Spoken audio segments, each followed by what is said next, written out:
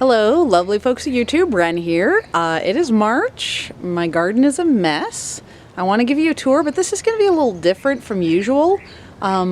This is going to be just as much for me as it is for you. I like to do a walking tour of my garden in the early spring and just kind of make a mental checklist of all the things that need to be done. So that's what we're going to be doing. We're going to be going through my garden and I'm going to be talking about all the things that need to be done. Ideally, they'd be done early in the spring, but we'll see whether I can get a chance to get to them or not. So let's give it a start, all right? So, it's hard for me to see with the light here, but yes, my hazel here. Yeah, I think I've mentioned this before, but I can see those sprouts coming up off of the rootstock that definitely need to be pruned. A little exciting thing here, look, you can see a crocus getting ready to bloom. So that's cool. Alright. My neighbors, well, obviously this is something. All that debris needs to be cleared out. I like to do that a little bit later, give it a chance to warm up. But neighbor's mulberry growing through my fence, that needs to be dealt with. My bird bath is a hot mess. It's gross. That needs to be cleaned. Let's see, so this fence right here, this is my little wattle fence I built to protect my raspberries when I first planted them, because my husband didn't realize that I had planted raspberries there and he mowed them down. So I put that little fencing up a couple years ago just to, as a visual, like, hey, don't mow here. Just because it's a weedy mess doesn't mean there's not something I want to grow there, because sometimes things get a weedy mess. But as you can see, this is like, it's falling apart. So this either needs to be replaced with something else, like an actual permanent edging, or at the very least I need to replace the canes in it with something that is not rotting and dry rotting. Garden beds, look at this. My fava is just now sprouting, so didn't quite get the winter cover crop I was hoping for, but it's something. The mint over here, I'm sure, has gone crazy. So it's supposed to be just back in this corner behind my fennel and my chives, which are dormant right now, but look at this son of a bitch. Look at this. This is mint. Oh, big runner of mint. That's not supposed to be there, so we'll have to get rid of that. I'll just pull this one now while I'm here. Throw it out in the grass to die. This is going to be the biggest task for me, pruning, and this is what's going to need to be done first. So this is my Chionanthus. I don't know if you can tell from this angle, but it's kind of like lopsided. This one branch right here is like kind of making the tree lean in that direction. So I'm going to have to take this branch off, and I think I'm just going to take it off right here. Just get the whole thing off of there. That will be a benefit to my herb bed as well, because then it won't have as much shade on it. So, a couple other things that need to be done earlier rather than later. Let's see. So this is where my asparagus grows. Most of the stuff you're seeing here is actually dead asparagus. Well, dead as in the last year's growth of asparagus, but that obviously needs to be cleaned up before the new asparagus grows in. Otherwise, I won't be able to find it to harvest it. This is another one that's going to need to be cleaned up. My poor neglected strawberries are covered in a layer of last year's dead grass, so that will need to be fixed. Here's more pruning to do. My apple trees. This will be the first year I actually prune this one, because this is a new one. But like, some of these things here, like, you can see this branch is crossing. So that's going to need to be pruned, or else it will rub the bark away right there and cause an entry point for disease. So that's going to need to be removed. I may limb these two, take these two limbs off in order to encourage more upright growth. Otherwise it gets hard, if the branches are too low, it gets hard to run a lawnmower underneath it. So just practicality. Same thing with this little apple tree over here. I actually lost the primary leader last year. So you can see right here where it used to be, this is now the new primary leader. It's kind of canted off to the side because of that, but I mean, you know, it is what it is. But I may have to pull some of these lower branches off, and again, just kind of limit up to encourage more upright growth on it. This one is going to be a big job. So this apple tree, I did not do as much pruning on it last year as I should have, And now it has gotten ridiculously tall, so I can't actually reach some of the apples on the top there. So we're gonna have to take some off of the top, but also definitely thin out.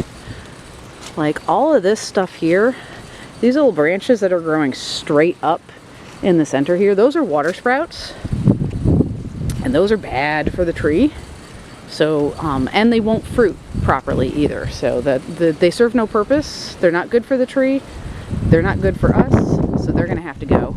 Those are the ones I usually turn into the little weavings in my wattle fences. So they're good for that at least, but otherwise they don't belong on the tree. I also need to determine whether I'm gonna take like this big branch right here on the very bottom. That's kind of leaning down. It's really hard to get the lawnmower under there. So I may have to just pull that one off. Like the one opposite it kind of curves upwards, as you can see. So that one's fine, but this one curves downwards and gets really close to the ground. That's a problem. This corner. So the Viburnum is another one that needs to be thinned out. You can see all those sprouts in there.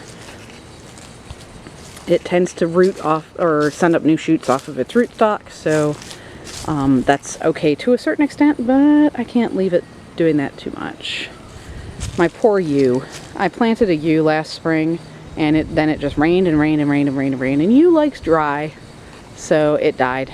That's dead. That's going to need to be replaced. I'll have to figure out if I'm going to try and put another yew in there, or if I'll get another evergreen. I definitely want to have an evergreen in that corner.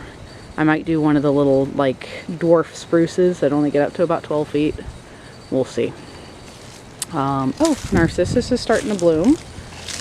I don't know if you can see, there's just one little flower there, but I'm sure there'll be more soon. Blackberry definitely needs to be pruned back. I gotta be careful here. There's some right there that's gonna try and grab at me if I'm not careful. But like this guy right here, this arch one is just ridiculous. That's a new fruiting cane, so that's gonna make fruit and flowers this year. So I can cut that back probably about halfway. But there's also some dead canes in there from last year's growth that just need to be entirely removed. So, lots of weeding, of course, but that's kind of a given. Alright, heat pump's running, so I apologize for background noise. So there's some stuff here. You can see all the stuff that I winterized, like the camellias wrapped up in a bed sheet, gardenias have the burlap around it, and then kind of next to it, that big lumpy pile of branches is actually my hydrangea that has branches from my Yule tree on it. I'll have to remove those, but I want to hold off until I know we're not going to get a hard freeze anymore. So that way they won't die on me because I unwrapped them too early. A lot more cleaning up to do back there around the pond, of course, and the pond itself will probably have to be mucked out. This will be the first year that I've had the pond, like for the full cycle, so I don't know what I'm doing there, but I'll have to Google and figure it out. A lot of stuff to be cleaned up. You can see marshmallow and... Oh, hey, look! This guy's starting to bounce back again. That's my wormwood. Starting to bounce back. Coming back. I've got a few other things here, like a lot of these guys back here. This is all my foxglove. The little rosettes there that are going to send up new flowers this year. Oh, hey! Look at this! Look at this! Ooh! My snowdrops, they're blooming. I actually moved the snowdrops to that location last year. So, they did not bloom for me last year, but the fact that they're blooming this year is a good sign. It means that they finally got acclimated and they're happy. Here's another one that's getting ready to bloom. It's my hellebore. So that's another winter one. Alright, let's move back away from the heat pumps here. It's just too loud. That's another task that I can do. Not necessarily this spring, but this year I can finally build that little screen around the heat pumps to screen them, and hopefully they won't be so noisy and they won't be ugly.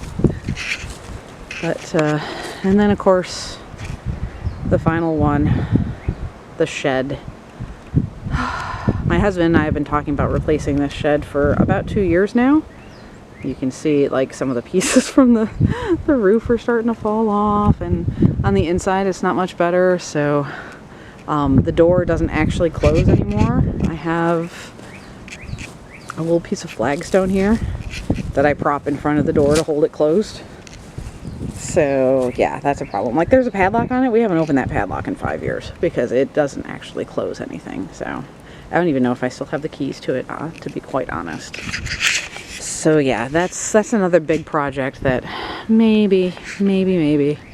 But, and then of course there's a few things on our deck. We have some boards that are starting to go soft on our deck that need to be replaced, and I'd really like to get my husband to replace the tabletop on that table that he built.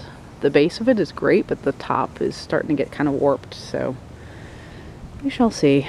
Anyway, yeah, I got my work cut out for me, but yeah, it's good work. It's good work. It gets me centered, gets me out in the fresh air, and it just makes me feel accomplished, and that's really good for your mental health. So yep, gardening is my therapy. Absolutely. The tree, you know, all the stupid t-shirts that you see with that catchphrase on it, like, it's not just tongue-in-cheek, it really is true. So, but anyway, that's all I have. Hope this video finds you well, and I will see you again soon.